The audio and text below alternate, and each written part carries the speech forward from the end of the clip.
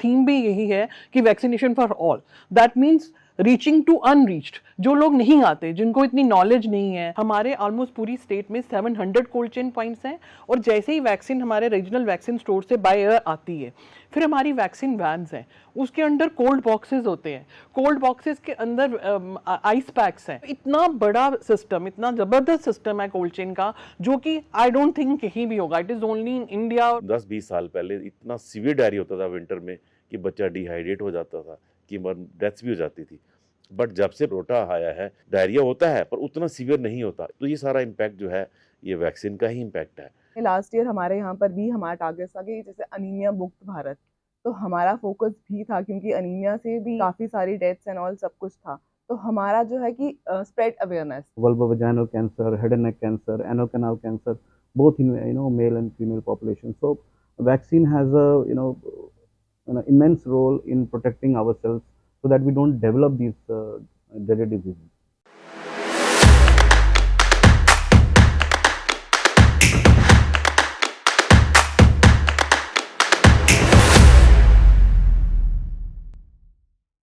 नमस्कार, एक नया दिन और सीधी बात का एक नया अंक लेकर मैं विवेक सूरी एक बार फिर आप सभी का स्वागत करता हूं। दोस्तों, आज के सीधी बात के इस एपिसोड को स्पॉन्सर किया है श्री टोयोटा ने।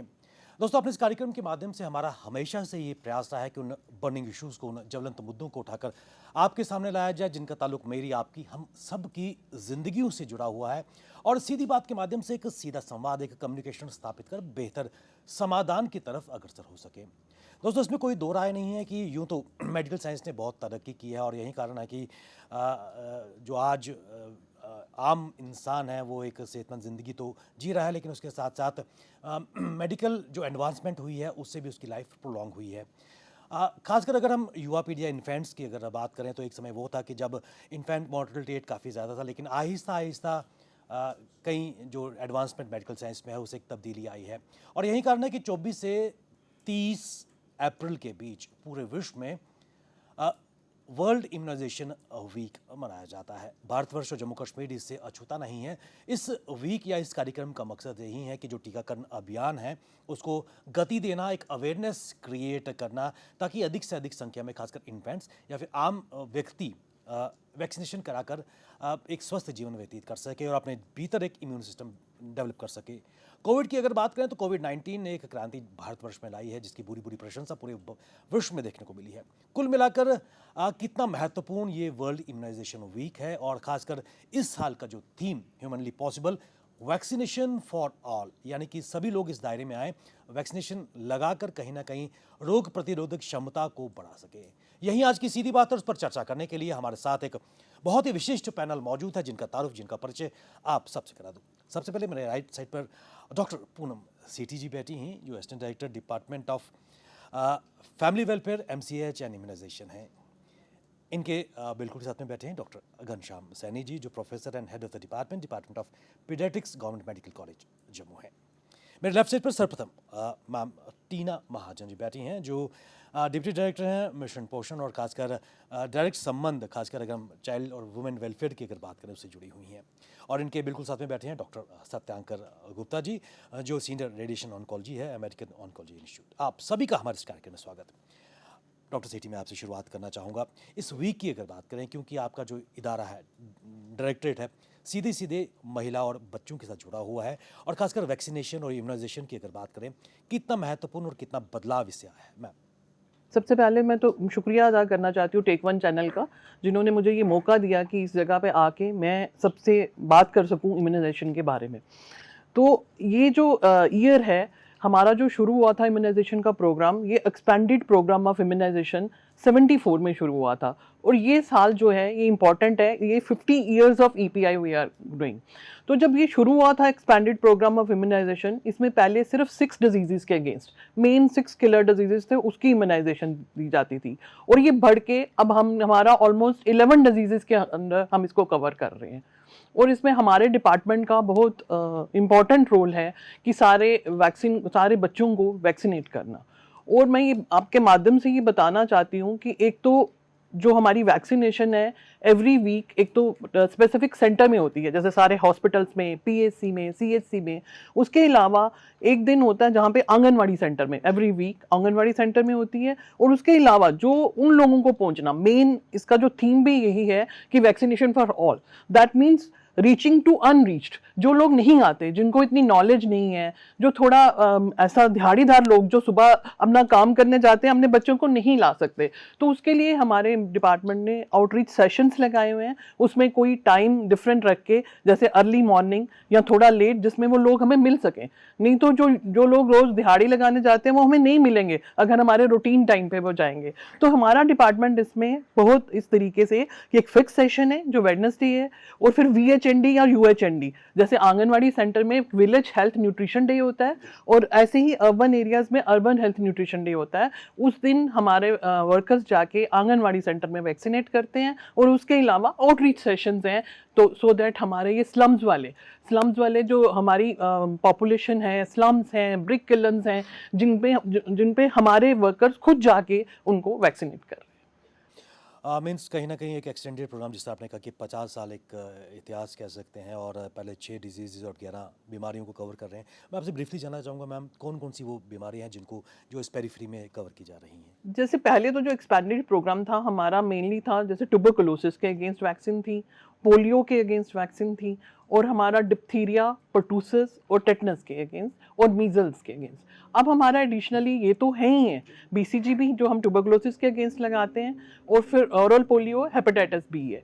उसके अलावा DPT का भी वही दे रहे हैं, और हेमोफिलस इन्फ्लुएंजा के अगेंस्ट सबसे इम्पॉर्टेंट निमोकोकल वैक्सीन, और अभी तो रिसेंटली 2-3 साल पहले ही रोटा वैक्सीन, जो डायरिया के लिए बच्चों को काफ़ी डेथ्स जो मोस्टली डायरिया से काफ़ी उसको प्रिवेंट कर रही है, निमोकोकल वैक्सीन है, मीजल और रूबेला वैक्सीन है। और उसके अलावा हमने ओरल पोलियो, जैसे आपने देखा हमारा जो वैक्सीनेशन की हिस्ट्री अगर हम देखें, क्योंकि डिजीज़ नहीं होना वो सिर्फ वैक्सीन ही कर सकती है। जब डिजीज़ होएगी तो उसके अपनी कॉम्प्लिकेशन कोई ना कोई, चाहे 1% है, 2% है, जितना भी अच्छा करे, और उसके अलावा कॉम्प्लिकेशंस तो होंगी, और उसके अलावा दवाई देंगे तो उसके भी साइड इफेक्ट होंगे। तो वैक्सीनेशन एक ऐसी चीज़ है जो डिजीज़ को होने ही नहीं देगी, तो उसके कारण हम स्मॉल पॉक्स को इरेडिकेट कर सके। ऐसा इम्यूनाइजेशन इंपॉर्टेंट है, ये वैक्सीनेशन इंपॉर्टेंट है कि पूरे वर्ल्ड से और हमारे इंडिया से 1980 से स्मॉल पॉक्स इरेडिकेटेड है, और हमारा कंट्री पल्स पोलियो फ्री है 2014 से। लास्ट केस 2011 में इंडिया में हुआ था, और 2014 से हमारा कंट्री पल्स पोलियो फ्री है। इरेडिकेशन और फ्री में यही फर्क है कि इरेडिकेशन है पूरे वर्ल्ड में अगर पोलियो ना हो, पर अभी भी हमारे नेबरिंग कंट्रीज में जैसे अफगानिस्तान और पाकिस्तान में ये है, पोलियो की अभी भी पेशेंट्स हैं। तो उसके कारण हम बिल्कुल नेबरिंग स्टेट है जैसे हमारी, तो लोग आते जाते रहते हैं, तो उससे हमारा पोलियो फिर दोबारा वायरस आ सकता है। तो उसके लिए अब हम ओरल पोलियो भी दे रहे हैं और इंजेक्टेबल पोलियो भी दे रहे हैं, दोनों दे रहे हैं। और अभी हमारा, जैसे आपने सुना ही होगा, हमारा फेब में मार्च में 5 मार्च को हमारा था pulse polio programme. Every year pulse polio होता है। Pulse polio national immunization day है, जिसमें हम एक ग्रुप को 0 to 5 ईयर, जैसे आपने सारा अनाउंसमेंट भी सुना होगा, उसमें मैं बताना चाहती हूँ कि हमारे डिपार्टमेंट ने ऑलमोस्ट पूरे JNK में 19 लाख बच्चों को वैक्सीनेट किया 0 to 5 ईयर के। तो सो दैट कि हम पल्स पोलियो फ्री रहें, पोलियो फ्री हमारी स्टेट रहे, हमारा कंट्री रहे। तो हमारी इरेडिकेशन, मैटरनल टेटनस को हमने इरेडिकेट किया। तो इन बीमारियों के कारण अगर हम देखें तो मीजल सबसे वो है कि सबसे ज़्यादा डेथ जो बच्चे की का होता है, और इन्फेक्टिविटी भी मीजल की बड़ी है। अगर एक को होएगा तो इन्फेक्टिविटी रेट उसका बहुत ज़्यादा है, तो उसके कारण 60% डेथ।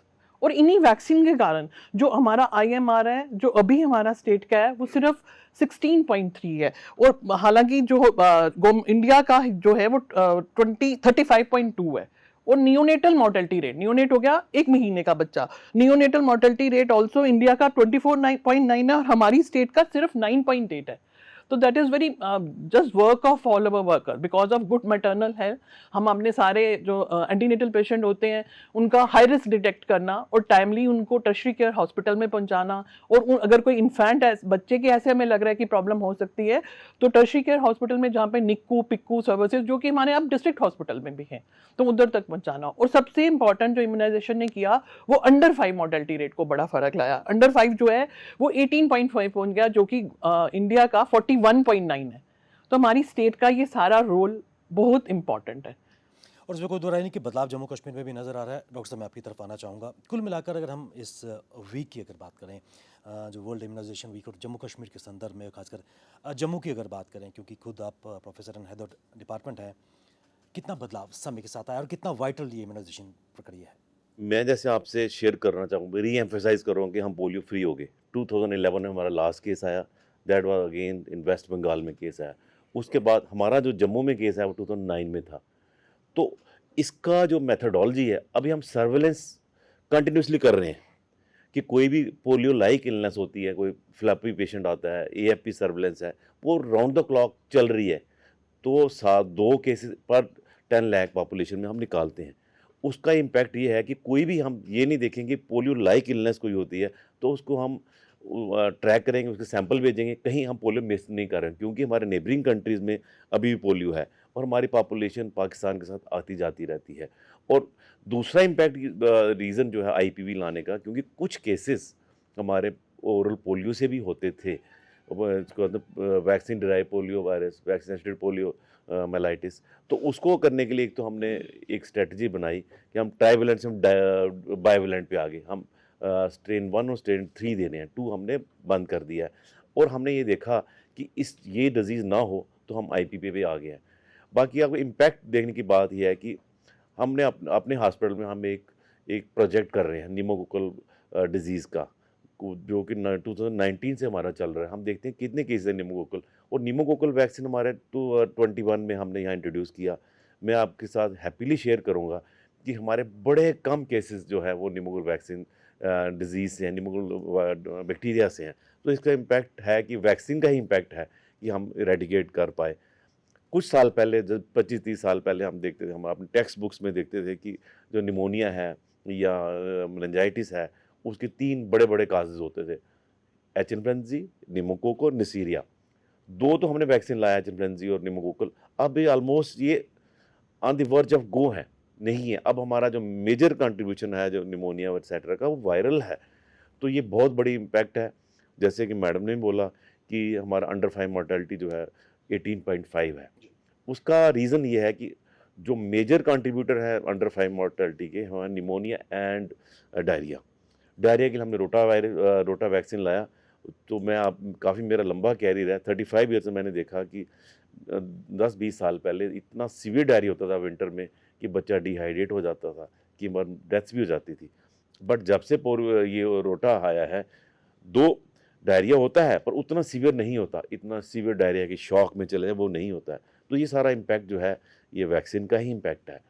तो कुछ चेंजेस टाइम पे आते रहे हैं। जैसे कि हम निमोकोकल हमने इंट्रोड्यूस किया तो हमने निमोनिया पे जीत पाए, मेनिंजाइटिस पे जीत पाए, ओटाइटिस मीडिया जो होता है उससे भी फ़र्क पड़ा हमें, और रोटा से हमारा डायरिया का फ़र्क पड़ा। और एमआर, जैसे कि एक सिंगल डोज से हम डबल डोज पे ले आए। पहले हम सिंगल डोज दिया करते थे मीज़ल्स 9 मंथ्स पे, अब हम एक सेकंड डोज देते हैं। और सेकंडली हमने कंपेन भी किया था, एमआर कंपेन भी हुई थी। उसके साथ मीज़ल्स की जो है इंसिडेंट जो हम डे इन डे आउट देखते थे तो कम हो गई है। अनफॉर्चुनेटली पिछले साल कुछ ज़्यादा हुआ था, बट उसको भी हम सर्वेलेंस करते जा रहे हैं। देखा जा गया कि कुछ अलग से स्ट्रेन्स आए हैं। तो ओवरऑल देखा जाए तो वैक्सीन एक बहुत बड़ा प्रिवेंटिव एक स्टेप है जो सभी को इस्तेमाल करना चाहिए। और हमारी ड्यूटीज़ एज ए मेडिकल ये कॉलेज में ये है कि हम कॉम्प्लीमेंट करते हैं, सप्लीमेंट करते हैं कि immunization and family welfare department को, कि हम हिस्ट्रीज़ लेते हैं, डेडिकेटेड हिस्ट्री लेते हैं कि बच्चे इम्यूनाइज हैं या नहीं हैं। अगर नहीं है तो व्हाट आर द रीजंस, और हम इनको टाइम टू टाइम इनको इन्फॉर्म करते हैं। और मैं ये शेयर करना चाहता हूँ कि हमारी वैक्सीनेशन जो है काफ़ी अच्छी है, ऑलमोस्ट 95-97% तक हमारी कवरेज है। तो जो 2-3% ड्यू टू इग्नोरेंस या कोई टेरेन की प्रॉब्लम है तो ऐसा कोई इशू आता है तो we inform time to time. और हमारा एम यही है कि 100% वैक्सीनेशन हो जाए और हम ऐसे जगह आ जाएँ कि हमारा वैक्सीन प्रिवेंटेबल जो है डिजीज़, उससे हमारी कभी भी डेथ्स ना हो और उससे प्रॉब्लम ना हो। डॉक्टर साहब, इसको दोहराइए कि बदलाव समय के साथ साथ आया है और जो मेडिकल एडवांसमेंट और समय समय पर इम्यूनाइजेशन की जो प्रक्रिया है उससे एक इम्यून सिस्टम बच्चों में डेवलप हुआ है और मॉर्टलिटी कम हुई है। तीना जी, मैं आपकी तरफ आना चाहूँगा। मिशन पोषण की अगर बात करें तो एक गेम चेंजर भारतवर्ष में नज़र आया है। चाहे हम मातृ वंदन योजना की बात करें या बाकी दीगर योजनाओं की बात करें, और उसके साथ साथ आंगनवाड़ी सेंटर्स में बच्चों के प्रति अवेयरनेस क्रिएट की जा रही है, उसके बारे में जानना चाहेंगे किस गति से खासकर वैक्सीनेशन के प्रति पेरेंट्स में अवेयरनेस लाई जा रही है। जैसा कि पूनम मैम ने खुद से कहा कि अभी हम जैसे उनके वर्कर्स जो हैं, उनके जो स्टाफ हैं, वो आंगनवाड़ी सेंटर्स में ही मतलब एक डे होता है वहाँ पर, जैसे BHNDs हो गई, उन सब की वजह से वहाँ पर अवेयरनेस की जा रही है, क्योंकि हमारा जो काम है वो है कि हर एक के घर तक पहुँचना। तो हमारे जो वर्कर्स हैं, they knew each and every person of their village कि यहाँ वहाँ कौन सा डिजीज किसको क्या हो रहा है, कौन सी किसको प्रॉब्लम है, कब बच्चा को कितनी एज का है, कितना नहीं, कौन प्रेग्नेंट है, लैक्टेटिंग वुमन, ये सारी डिटेल्स हमारे डिपार्टमेंट, हमारे आंगनवाड़ी वर्कर्स के पास होती है। जब तक हमारे पास ये डाटा ना होगा तो हम इम्यूनाइजेशन नहीं कर सकते हैं। तो प्राइमरी इट इज़ लाइक कि हाँ, हमारे पास पूरा फीडबैक होगा, डाटा होगा, अवेयर हम कर रहे हैं, हमारे पास इम्यूनाइजेशन के लिए वैक्सीन हैं, पर किसे करना है, दैट इज़ मोस्ट इंपॉर्टेंट, कि हमें वो चीज़ पता चले कि हमने किया है वैक्सीन, किसको दे रहे हैं टाइम टू टाइम। क्योंकि हमारे वहाँ पर वर्कर्स के पास पूरा एक शेड्यूल होता है कि जैसे उन्होंने पूरी डिटेल बनाई होगी बच्चे की हेल्थ से लेकर उसका लास्ट मंथ वो वेट उसका करेंगे, सैम मैम जो मतलब सीवियरली एक्यूट माल न्यूट्रिशन हो गए, मतलब उन्होंने पूरी डिटेल उनको उसको न्यूट्रिशन दिया जाता है सो दैट कि देयर हेल्थ इम्प्रूव्स। और अगर वो जब उससे भी नहीं हो रहा है तो वैक्सीन, फिर वो tablets, they go for it. वहाँ पर उनकी जो हमारे ये सारे कन्वर्जन्स में ही हमारे प्रोग्राम्स होते हैं जो हमारे न्यूट्रिशन डिपार्टमेंट के साथ, क्योंकि जो हमारा तो anganwadi workers primary focus is on education and all that. But हमने लास्ट ईयर हमारे यहाँ पर भी हमारा टारगेट था कि जैसे अनीमिया मुक्त भारत, तो हमारा फोकस भी था, क्योंकि अनीमिया से भी उससे भी काफ़ी सारी डेथ्स एंड ऑल सब कुछ था। तो हमारा जो है कि स्प्रेड अवेयरनेस, तो हमारे कन्वर्जन्स में हेल्थ डिपार्टमेंट के साथ सारी चीज़ें होती हैं। मोबिलाइजेशन जो है वो उस हिसाब से हमारे भी यहाँ पर मंथली वीकली हम कैंप्स भी लगाते हैं कि मतलब जहाँ पर फुल डॉक्टर्स, मेडिकल ऑफिसर्स वगैरह, सारी किट्स वगैरह होते हैं वहाँ, ऑन स्पॉट टेस्ट वगैरह किए जाते हैं।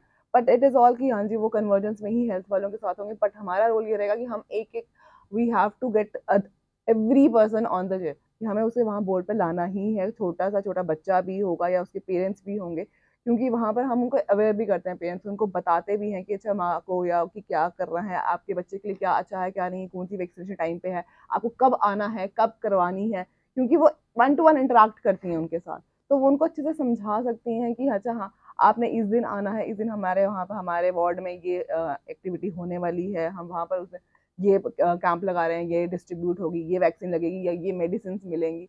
तो वो उनका काम है कि वो इंश्योर करें कि वो हर बंदा जो है, लेडी जो है, वो सब आए वहाँ पर अपने बच्चों को लेकर आए, उनकी इम्यूनाइजेशन करवाएं।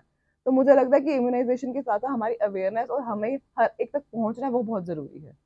सबसे महत्वपूर्ण बात की पहुंचना है, एक अवेयरनेस क्रिएट करनी है, that is the main thing. Doctor Sandhyakan, इस वर्ष के थीम की अगर बात करें, इस वर्ष का थीम है humanly possible vaccination for all, और जहाँ पर वैक्सीनेशन फॉर ऑल की अगर बात आती है तो कोविड-19 का जो वैक्सीन हमारे पूरे भारतवर्ष में और फिर भारत ने बाकी कंट्रीज़ में भी, ये कई कंट्रीज़ में भी दिया हुआ, एक्सपोर्ट किया हुआ है, एक गेम चेंजर रहा है।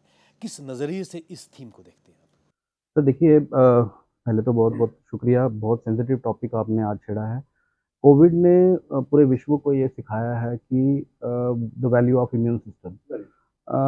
आप देखिए, डेक्सामेथासोन से लेके रेमडेसिविर और कितनी कितनी लाखों रुपए की medicine, everything failed, and we realize कि हम लोग उस महामारी से निकल के आ पाए जस्ट बिकॉज ऑफ वैक्सीन। तो इम्यून सिस्टम जो होता है वो कोई भी मतलब हमें इन्फेक्शन होती है तो खाली एंटीबायोटिक्स उनका अपना रोल है। जब तक आपका हेल्दी इम्यून सिस्टम नहीं है so you cannot fight with it. So immune system is the main thing, and me being a cancer care physician, तो हमारे पास क्या होता है कि हमारे पेशेंट्स होते हैं कैंसर की वजह से उनका इम्यून सिस्टम ऑलरेडी डिप्लीटेड होता है, एंड वो डबली डिप्लीट हो जाता है because of the treatment like chemotherapy और रेडियोथेरेपी और वट एवर यू टेक। तो उनके लिए तो इम्यूनाइजेशन और भी इम्पोर्टेंट है। तो इस साल का जो मतलब जो थीम है vaccination for all, it is all the more important for cancer patients because cancer patients are more most vulnerable. But बड़ा अच्छा लगा सर के कमेंट से कि जैसे हम लोग काफ़ी मतलब डिजीज़ को हम लोगों ने वाइप आउट कर दिया कंट्री से। We hardly see this diphtherias and है ना, दे वर वेरी डिसेबलिंग। लेकिन अभी अगर हम कैंसर की बात करेंगे तो कैंसर में we are just way back. हम सिर्फ एक सर्वाइकल कैंसर जो फीमेल्स में सेकंड मोस्ट कॉमन कैंसर है and second most common cause of death है, और मेल्स की अगर बात करेंगे तो हेड एंड नेक कैंसर जो कि ओवरऑल नंबर 1 ही है आज की डेट में। तो दोनों को प्रिवेंट करने के लिए देयर इज़ अ वैक्सीन, और इंडियन इंस्टीट्यूट ने भी बनाया है सीरम्स में, और इंपोर्ट भी किया जाता है by MSD. So vaccine is available, just 3 shots depending upon the age group. If it's 9 to 15, you need to take just 2 shots, but if it is 9 to 25, you need to take 3 shots. So I think sir ने भी जैसे touch किया कि medical college Jammu cost to cost basis पे provide कर रहे हैं वो vaccine to prevent against cervical cancer, and not just cervical cancer, it is vulvovaginal cancer, head and neck cancer, anal canal cancer, both in male and female population. So vaccine has a an immense role in protecting ourselves so that we don't develop these dreaded diseases. Doctor Chandrakar, कितना effective, क्योंकि मुझे है कि एक बहुत बड़े तबके को शायद इसके बारे में इतनी अवेयरनेस नहीं है, कितना इफ़ेक्टिव है वैक्सीनेशन और एज ग्रुप? सर देखो, इंडियन स्टडीज़ तो अभी आई एम नॉट श्योर हैं इसमें, लेकिन जो ओरिजिनल स्टडीज़ हैं जो वेस्टर्न वर्ल्ड में हुआ है, ऑलमोस्ट 90% वैक्सीनेशन जो है आपको प्रिवेंट करती है, not just from cervical cancer, but जो प्री मेलिग्नेंट कंडीशंस होती हैं, वायरल वॉर्ड्स होते हैं, और काफ़ी स्पेक्ट्रम है पूरा, and 90% is way too high, and it's just not vaccine, it's basically हमें अपना, जैसे हम सिर्फ वैक्सीन से ही हमारा ये जो क्योर रेट्स और जो हेल्थ इंप्रूवमेंट हो रही है, सिर्फ वैक्सीन से नहीं हो रही है, ओवरऑल हेल्थ का इंफ्रास्ट्रक्चर इंप्रूव हो रहा है, लोगों की अंडरस्टैंडिंग इंप्रूव हो रही है, लोगों की नॉलेज हो रही है, हेल्थ हाइजीन जो है वो बेटर हो रही है। तो आई थिंक अगर वैक्सीन हमें 90% प्रोटेक्शन दे रही है, इट्स वेरी हाई। डॉक्टर साहब, मैं आपकी तरफ जाना चाहूँगा और डॉक्टर सत्यांकर की बात को आगे ले जाना चाहूँगा, कितनी इफ़ेक्टिव ये है, और जिस तरह ने कहा कि वैक्सीनेशन से ही इम्यूनिटी डेवलप हो रही है, और सर्वाइकल कैंसर या फिर हेड नेक कैंसर की अगर बात करें तो क्या एक बदलाव या फिर बीमारी से प्रतिरोधक क्षमता डेवलप हो सकती है? एक तो इम्यूनिटी डेवलप करने का एक तो बेटर वे है, एक तो वैक्सीनेशन, प्रिवेंशन ऑफ डिजीज़। अपनी हमने इम्यूनिटी को इम्प्रूव करने के लिए न्यूट्रिशन का बहुत बड़ा रोल है, जिसमें कि मैं इस माध्यम से अपील करूंगा पब्लिक में कि आप जब ब्रेस्ट फीडिंग है, एक्सक्लूसिव ब्रेस्ट फीडिंग, वो 6 मंथ्स तक प्रमोट करें। After 6 month complementary feeds introduce करें और ब्रेस्ट फीडिंग को कंटिन्यू करें फॉर फर्स्ट 2 इयर्स, और इन बिटवीन हेल्दी फूड दें, rich in minerals, iron and protein, and say no to the junk food. This is very very important. तो एक तो हमारा, अगर हम न्यूट्रिशन, जैसे मैम ने अभी बोला अनीमिया मुक्त भारत, वो हम अपने हॉस्पिटल में भी प्रैक्टिस करते हैं। सभी जो बच्चे एडमिट होते हैं उनको हम उनका सीबीसी सभी का करवाते हैं, जो जिनको आयरन डेफिशिएंसी है उनको ट्रीटमेंट पे डाल देंगे, उन थेरेपेटिक डोज में डालें। जिनको नहीं है उनको हम अनीमिया मुक्त भारत की डोजेज में जो है एज वाइज जैसे होता है 6 मंथ से हम स्टार्ट करते हैं और 20 ईयर्स तक हम देते हैं, तो वो हम डालते हैं। ये एक इम्पॉर्टेंट स्टेप है to boost your immunity, and क्योंकि आयरन डेफिशिएंसी पर से अगर देखा जाए तो इससे हमारा जो है ससेप्टेबिलिटी टू डिजीज़ काफ़ी ज़्यादा बढ़ जाती है। तो ये भी एक स्ट्रेटजी है। दूसरा है कि इम्यूनाइजेशन का भी कुछ टाइमिंग्स हैं, जैसे कि बर्थ वाली डोज जो है विद इन 24 आवर्स देनी चाहिए। और मैं हैप्पीली शेयर करूंगा पब्लिक के साथ कि हमारा हॉस्पिटल जो SMG hospital, we are doing all the 7 days, even on Sundays. अगर आप इस टाइम भी हॉस्पिटल जाएंगे तो हमारी इम्यूनाइजेशन जो है न्यू बॉर्न को चल रही है। वो किसके लिए है? वो हेपेटाइटिस बी, क्योंकि हेपेटाइटिस बी 24 घंटे के अंदर देनी है। सपोजिंगली बच्चे का बर्थ हुआ है सुबह रात को, तो वो कल दिन को चला जाएगा, रात को भी शाम को भी जा सकता है। तो उसको कवर करने के लिए हम काफ़ी सालों से हमने ये स्ट्रेटजी बनाई है कि कोई भी बच्चा जो एसएमजीएस में डिलीवर हो उसको बर्थ डोज जो है विद इन 24 आवर दी जाए।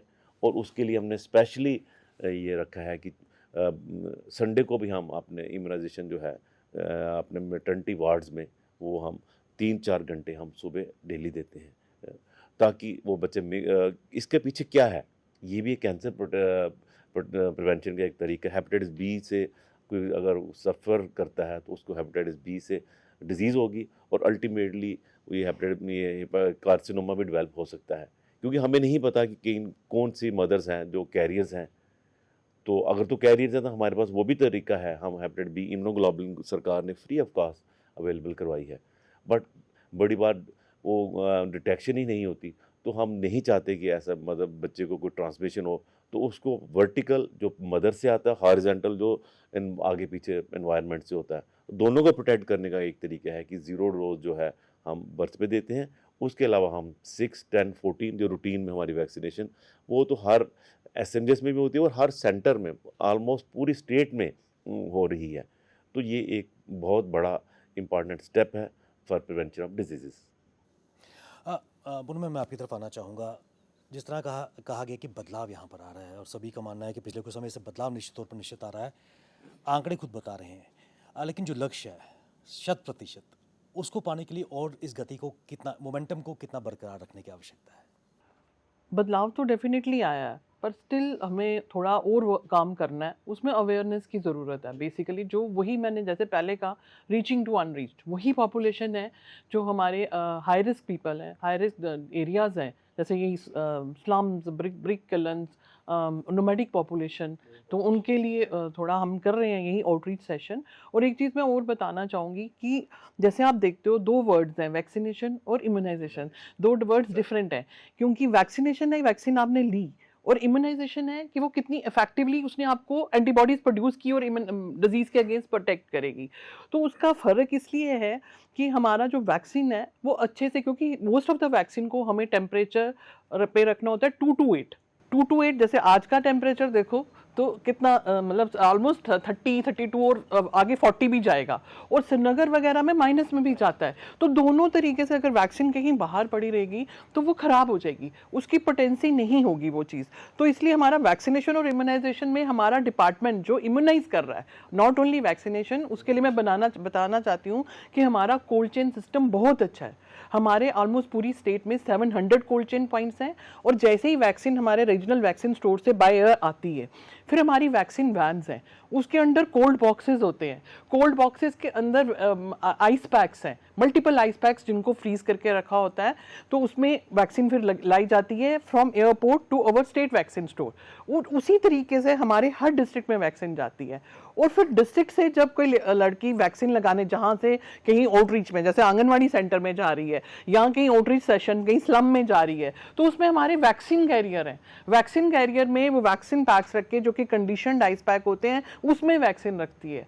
तो इतना बड़ा सिस्टम, इतना ज़बरदस्त सिस्टम है कोल्ड चेन का, जो कि आई डोंट थिंक कहीं भी होगा। It is only in India. और बड़े कि इतने, एक कोल्ड चेन पॉइंट में एक ILR होता है, आइसलैंड डी फ्रीजर रेफ्रिजरेटर, और एक डी फ्रीजर होता है। रेफ्रिजरेटर ILR में हम अपनी वैक्सीन रखते हैं जो 2 to 8 में टेम्परेचर में रखता है। डी फ्रीजर में हमारे आइस पैक्स होते हैं, जो मैं ये बता रही हूँ कि जैसे वैक्सीन कैरियर में आइस पैक रखेगी तो वो वैक्सीन पूरा दिन उसने लगाना है तो वो रहेगी। तो ये कोल्ड चेन सिस्टम जो मेंटेन कर रहा है हमारा demand, that is wonderful system, जो कि हमारा। और वो दूसरी चीज़ है कि जो मैंने सारा आपको बताया, जो नेशनल इम्यूनाइजेशन शेड्यूल में 11 डिजीजेस को, अगर हम इसको कास्ट के हिसाब से सोचें तो ऑलमोस्ट एक बच्चे को जो कास्ट है वो 10 to 20,000 पड़ती है।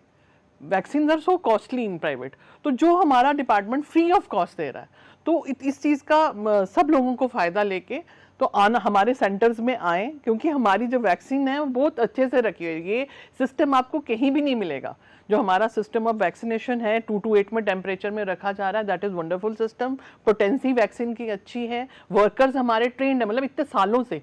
और दूसरा जो इम्पोर्टेंट है, अगर आपने देखा होगा कोविड वैक्सीनेशन में आप सबको भी सर्टिफिकेट मिला होगा, दैट वाज इटसेल्फ एक पहली बार, मतलब डिजिटलाइजेशन, जिसको कि कोविन ऐप में सबने देखा। कोविन ऐप और हमारे वर्कर्स जो कि इतना वो नहीं होता उनका एजुकेशन सिस्टम, और कुछ लेडीज बूढ़ी भी थी, मतलब एज थी, उन्होंने भी इसको इतने अच्छे से सीखा और सबने उसको अप्लाई किया। सिमिलरली अब हमारा इम्यूनाइजेशन में जो बच्चों की हो रही है वो कोविन था, अब यूविन है। यूनिवर्सल इम्यूनाइजेशन के लिए भी वो नेटवर्क है, इंटेलिजेंस नेटवर्क है, वो ऐसे ही अब सारा डाटा फीड किया जाता है, हमारी वर्कर करती है, और कार्ड या सर्टिफिकेट वो निकाल सकते हैं उससे, ताकि उनको पहले ही मैसेज चला जाएगा कि ये आपका ड्यू डोज है, तो इस दिन आपको आना है। तो कोविन, यूविन, ये खुद ही हिस्ट्री है। और एक हमारा और इलेक्ट्रॉनिक वैक्सीन इंटेलिजेंस नेटवर्क है, उससे हमें हर जगह का, किसी भी कोल्ड चेन पॉइंट का, मैं अभी भी देखना चाहूँ तो देख सकती हूँ कि वहाँ पे मेरी कितनी वैक्सीन पड़ी है, कहाँ खत्म हो रही है, ताकि हम उसको प्रॉपरली यूज कर सकें। तो इस सिस्टम ने, ये बेसिकली UNDP ने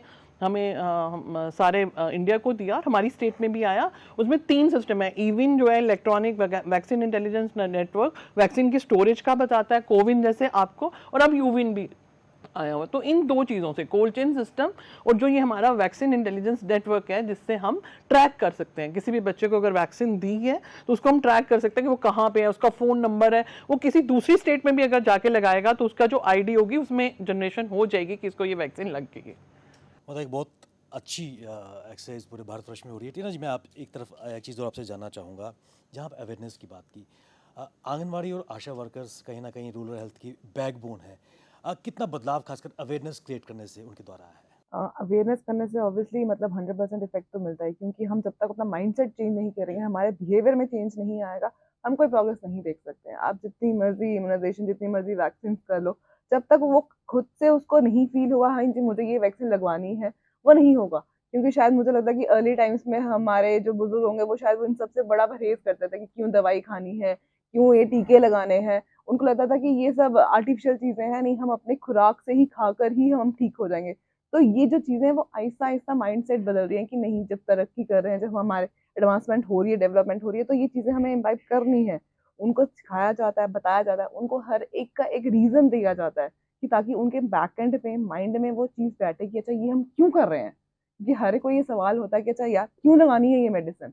उनको ये जब तक नहीं पता होगा इसका क्या बेनिफिट है, क्या नहीं है, वो चीज़ कभी नहीं होगी। तो हमारे जो वर्कर्स हैं वो एएनएम्स के साथ, आशा वर्कर्स जिनको भी प्रॉपर नॉलेज है कि वैक्सीन क्या है, क्या नहीं है, वो उनके साथ कन्वर्जेंस में उनके साथ हर एक घर जाकर वो उनको अवेयर करते हैं। जहाँ वो घर पे नहीं जा सकते, वो एक वार्ड में ही छोटे से गेट टुगेदर के ज़रिए वहाँ पर उनको अवेयर करेंगे, उनको बताएँगे कि छोटे-छोटे नाटक करके कैसे समझाने की कोशिश करेंगे, क्योंकि जो चीज़ हम देखते हैं उसका एक इम्पैक्ट अलग होता है। जो पढ़ने या सुनने से उसमें उन चीज़ों में डिफरेंस आता है। तो वो इनोवेशन है कि उनको समझाना कैसे है, कैसे नहीं है, सो कि उनके माइंड में वो चीज़ें बैठ जाएँ। तो हमारे जो वर्कर्स हैं, हमारा जो डिपार्टमेंट है, वो अवेयरनेस पर ही फ़ोकस करता है। और जब ये कैंप्स होते हैं, वहाँ पर एश्योरेंस होती है कि अच्छा हाँ, हमारी रिस्पॉन्सिबिलिटी, आंगनवाड़ी वर्कर की रिस्पॉन्सिबिलिटी है, उसके वार्ड में 10 बच्चे हैं, तो वो 10 के 10 वहाँ आएँ।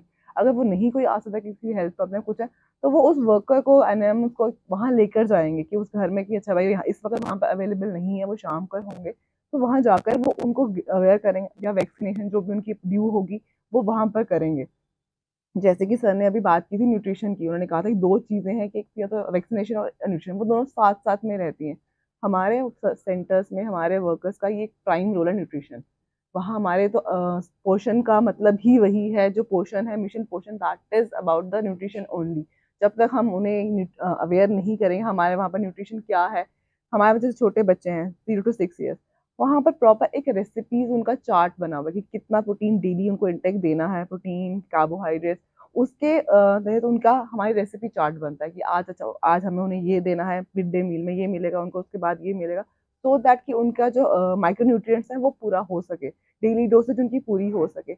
उसके साथ जैसे हमारे वहाँ प्रेग्नेंट लेडीज़ हैं, उन्हें अवेयर किया जाता है कि आपने उन 9 महीनों में क्या खाना है, आपने सीज़नल कौन-सी फ्रूट्स लेने हैं, वेजिटेबल्स लेनी है और आपको किस चीज़ में कौन-सा मिनरल मिल सकता है, क्योंकि आपकी बॉडी में आयरन की कमी होती है, उस वक़्त यूजुअली कैल्शियम, आयरन ये सब चीज़ें, और हमारे ही घर पर ही हमारी हर एक सब्ज़ी में हर एक मिनरल हमें मिल जाता है। वो ये डोसेज जो है, जो हमारे सप्लीमेंट्स हैं, अगर हम अपने घर का ही खाना खाएँ या घर पे, जैसे रूरल एरियाज़ में तो हर जगह होती है, मतलब छोटे-छोटे गार्डन्स, होम गार्डन सब लगाए होते हैं। तो हम उन्हें वो अवेयर करते हैं कि आप अपनी ही चीज़ों से, उन्हीं से अपने न्यूट्रिएंट लेने की कोशिश करें।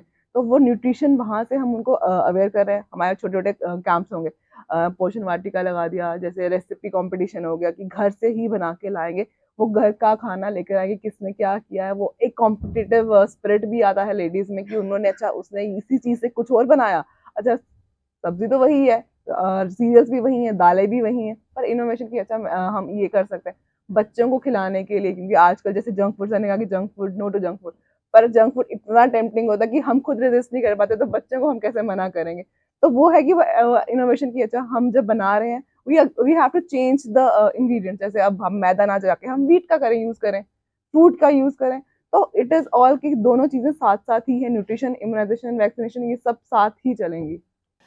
मतलब साथ चलेंगे, उसका प्रभाव निश्चित तौर पर नजर आएगा। डॉक्टर चंद्राकर, एक बार फिर इम्यूनाइजेशन फॉर ऑल की बात कर रहे थे, और जो कैंसर अवेयरनेस और कैंसर के विरुद्ध जो इम्यूनाइजेशन है, क्या आने वाले समय में इसको लेटेंट स्पिरिट अवेयर भी करना चाहिए और इम्प्लीमेंट भी करना चाहिए, ताकि कैंसर जो एक सीरियस इलनेस है, बीमारी है, उसके प्रति हम समाज सेहतमंद हो सके? बिल्कुल सर। और मैं यहाँ पे एक टॉपिक और छेड़ना चाहता हूँ, अडल्ट इम्यूनाइजेशन। हम लोग बड़ा कम बात करते हैं अडल्ट इम्यूनाइजेशन की। जो फैमिली का ब्रेड विनर होता है वो अपनी केयर नहीं करता। बच्चों के लिए हम लोग सब इम्यूनाइजेशन कर रहे हैं और वो तो I mean it is come up in a big way, but adults जो हैं वो they don't take care of themselves. तो व्हाई नॉट, अगर पीडियाट्रिक पॉपुलेशन के लिए सारी वैक्सीनेशन फ्री हो सकती हैं तो एडल्ट के लिए क्यों नहीं हो सकती? लाइक एच इन्फ्लुएंजा और एनुअल इन्फ्लुएंजा वैक्सीन है, निमोकोकल वैक्सीन है, single shot. Specially if not to all, जो डायबिटिक हैं या बोन मैरो ट्रांसप्लांट पेशेंट है या किडनी ट्रांसप्लांट पेशेंट है, immuno compromise patients with comorbid diseases, तो व्हाई नॉट, मतलब probably the time has come.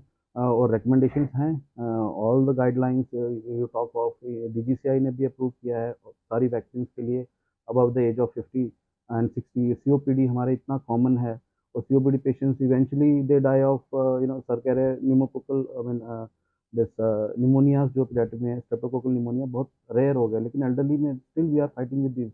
But वहीं कहीं ना कहीं जाके उनके लिए वैक्सीनेशन नहीं है, तो वो भी एक सेंसिटिव एरिया है। और जैसे वैक्सीनेशन फॉर ऑल है तो कैंसर के लिए तो definitely I am totally in for it. Doctor साहब क्या कहेंगे, और खासकर जीएमसी में किस प्रकार एडल्ट इम्यूनाइजेशन या फिर कैंसर की जो वैक्सीनेशन किस प्रकार उसको लाने का प्रयास किया जा रहा है?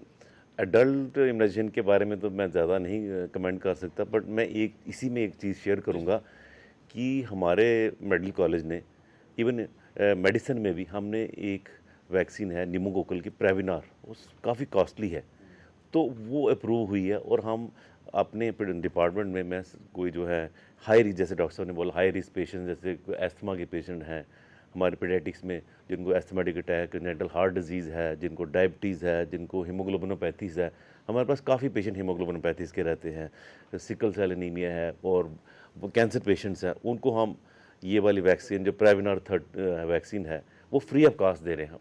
हमने कोई 1000 डोजेज़ वहाँ ली हुई हैं और हम 300 क्रॉस कर चुके हैं और हम स्पेशल ग्रुप में ये वैक्सीनेशन कर रहे हैं। तो अडल्ट इम्यूनाइजेशन भी एक इम्पॉर्टेंट आस्पेक्ट है। एल्डरली स्पेशली आफ्टर 65 ईयर्स तो ये रिकमेंडेड है कि आप निमोकोकल वैक्सीन लगाएं, फ्लू लगाएं। प्राइवेटली तो हम अपने फैमिलीज़ में तो लगा रहे हैं, but it should be free of cost and it should be given to all the population free of cost also. और बाकी मैं एक और चीज़ शेयर करूँगा यहाँ पे कि कई बार डोज मिस हो गई, हमने जैसे कि लगाया आफ्टर 1 मंथ नेक्स्ट वैक्सीनेशन के बुलाते हैं, अगर कोई 1.5 महीना भी हो जाता है, 2 महीने, स्टिल पेरेंट्स को चाहिए कि वो आएँ, क्योंकि पहली डोज काउंट होगी और हम इसको हम कंटिन्यू करेंगे। ऐसा ना सोचेंगे कि हमारी डोज 2 महीने से ऊपर होगी और हमें डांट पड़ेगी और हम वैक्सीन हमारी बीच में बंद हो जाएगी, ऐसा नहीं है। तो हमें इसको कंटिन्यू करना है। तो ये भी एक इम्पॉर्टेंट मैसेज है कि अगर आप किसी वजह से फर्स्ट या सेकंड और थर्ड डोज के बीच में गैप बढ़ गया है तो फिर भी हेजिटेट ना करें आने के लिए, ज़रूर आइए, क्योंकि हम पहली डोज को काउंट करेंगे और उसको सेकंड डोज को चाहे 2 महीने के बाद लगाएं, 2.5 महीने के बाद उसको काउंट होगी वो भी, और थर्ड डोज फिर आगे अपने टाइम पे वैक्सीनेशन कंप्लीट करिए।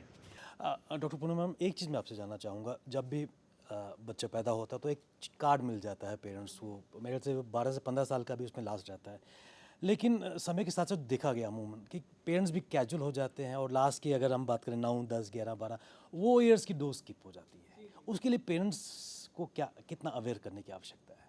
उसके लिए हमारा तो एमसीएच कार्ड है, जो हम कार्ड देते हैं उसमें पेरेंट्स मोस्टली उसको गुम हो जाता है, कहीं रखा मिलता नहीं है, तो उसी को वो लाने के लिए, जैसे मैंने आपको बताया, यूविन आया है जो गवर्नमेंट ऑफ इंडिया ने यूविन को किया है।